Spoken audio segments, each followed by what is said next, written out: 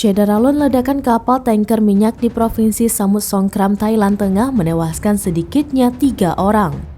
Ledakan tersebut terjadi sekitar pukul 9.15 waktu setempat pada Selasa 17 Januari 2023. Mengutip keterangan unggahan Instagram @fakta.berita, kejadian naas itu terjadi ketika kapal tanker minyak tersebut berlabuh di galangan kapal di Sungai Mekong di distrik Muang.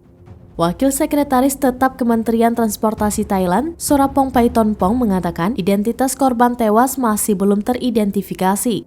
Namun berdasarkan laporan, api berhasil dipadamkan dan tim penyelaman mengintensifkan pencarian terhadap korban yang terluka dan hilang.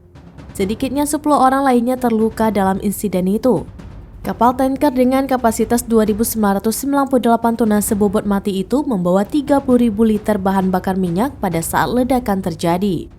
Pihak berwenang menduga kapal tanker itu tidak dibersihkan secara menyeluruh dan dikosongkan bahan bakarnya sebelum memasuki galangan kapal yang diduga menjadi penyebab ledakan.